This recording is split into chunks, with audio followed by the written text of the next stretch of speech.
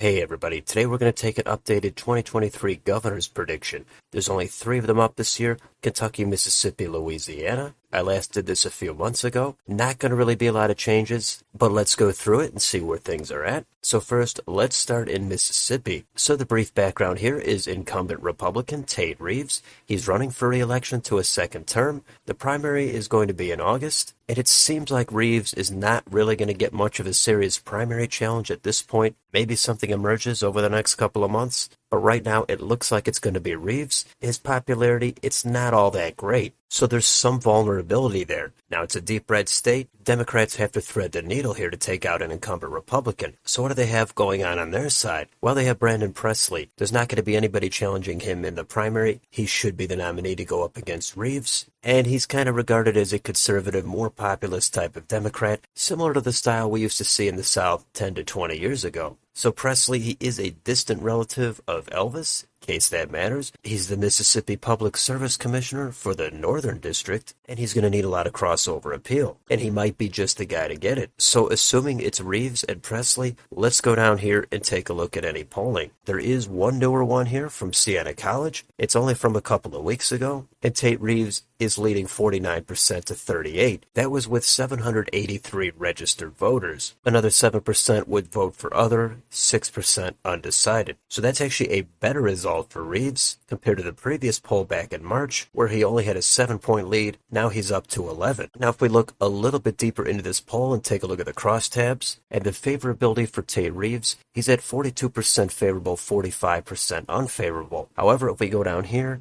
there's a related question that asks about his approval for the job he's doing as governor. That kind of flips in the other direction. The total approve there is 53, the total disapprove is 46. So it's a mixed bag for Reeves there, but if we look at Brandon Presley, his favorable is 20, his unfavorable is 14. Now the caveat there is Brandon Presley, his name recognition is much lower than Tate Reeves. That makes sense, given Tate Reeves is the governor, but that also means Brandon Presley is going to have a lot more room to expand. He's got time to chip away at Tate Reeves' lead, and it's not an insignificant lead, 11 points. That's a pretty good buffer. But if everything goes Brandon Presley's way, this could be a really competitive election. And all the way at the bottom here, if we see which way the independents are breaking, 42% are going to Reeves, 38 are going to Presley. It's pretty close, but Reeves does have a slight edge. So if we go back to our map, at this point, I have to put this as a likely Republican. This is Reeves' race to lose. It's Presley's to win if the stars can align, but we have to see what happens over the summer. At this point, I don't think Reeves would lose. Now let's go on to Louisiana. This will be an open seat because incumbent Democrat John Bel Edwards, he is term limited. He won a narrow election 4 years ago. He's another more conservative type of Democrat. He has to contend with an overwhelmingly Republican state legislator, and I think that's helped his popularity a little bit. And in Louisiana, they do use a jungle primary system, so the top 2 candidates of everybody running will advance to a runoff if nobody gets 50%. The first round will be in October. So what's going on with the Democrats in this race? It seems like Sean Wilson, he's the only notable candidate in this race so far, former Secretary of the Louisiana Department of Transportation and Development, so there's a lot of time left, and I haven't looked into him a ton, but we'll assume he's going to be the front runner for the Democrats. On the Republican side, we've got several candidates that have declared, but the most notable is going to be Attorney General Jeff Landry. Could another candidate emerge? Yeah, it's possible, but I think Jeff Landry, he's won statewide. His name recognition is high. If we go down here, he already has some endorsements. If we go down here a little bit farther, we have one poll from a few weeks ago, and here's all the potential candidates. Jeff Landry, he is in first place, 36%. Sean Wilson, the Democrat, he's in second with 18%. And then the remaining candidates are Republicans, 1 independent, with 29% undecided. So that's a good position for Landry to be in with a lot of months to go. So we'll assume it's going to be Landry, and if he doesn't clear 50%, there would be a runoff. There's no current useful runoff polling with Landry, so we'll have to check back in on that a little bit later. So if we go back to the map, there's a lot of unknowns, but at this point, it seems like it's going to be a flip and a pickup for the Republicans. I'm going to keep this at leans Republican, just out of an abundance of caution. we've got a lot of time left to see where the chips land, and this rating is subject to change, but it's much more likely to get redder than it would be for the Democrats to hold this seat. So let's move on to the last state, and that's probably the biggest one, and that's Kentucky, and that's another deep red state on a national level. The state legislature is deep red, but they have a little bit more of a conservative Democrat governor, and that is Andy Beshear, son of former two-term Governor Steve Beshear. He's running for a second term. The primaries are actually coming up May 16th, so we'll take more of a closer look at this soon. But Andy Beshear is popular, and that is going to be a big challenge for the Republicans. So if we scroll down here,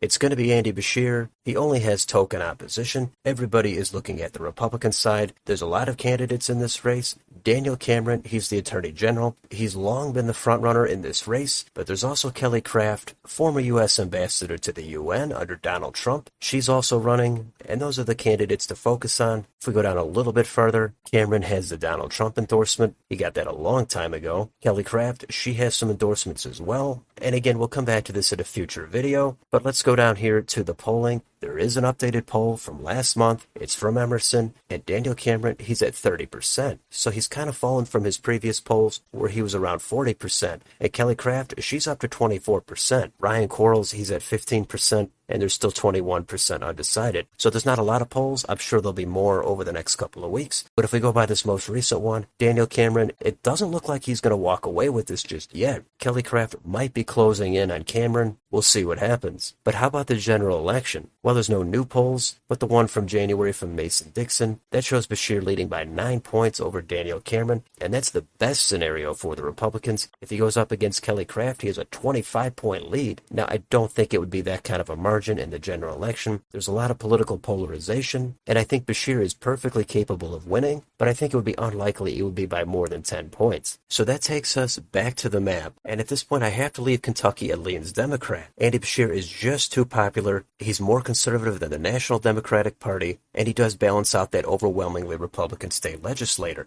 He issues a lot of vetoes, and voters in Kentucky might want a check on all that Republican power in the state legislature. Now, even though they can override Beshear, it does make it a little bit more difficult, and sometimes people want a little bit of balance at the top of the ticket. So can the Republicans win here in Kentucky? Yeah, that's possible, but right now I think it's more likely Beshear wins by a likely margin than Republicans are to pick this seat up. So again, the primary is coming up soon. Then it'll be a big battle for the general election. That's when it's really going to get interesting. And the Republicans, they're known to blow a lot of races. There could be some bitter infighting after the primary, and that's only going to benefit Beshear. But maybe they coalesce around one candidate. Maybe Beshear's popularity dips a little bit, and it's a red national environment. That's how Republicans are able to probably narrowly win this election in Kentucky. But right now, Beshear, I think he is the moderate favorite to win re-election. So we'll see what happens. But that is my updated prediction map for the 2023 governors. Let me know in the comments, do you agree with these 3 states? If not, which states would you change? Let me know down below. On your way out, don't forget to like, share, and subscribe. Thank you for watching, and I will see you on the next video.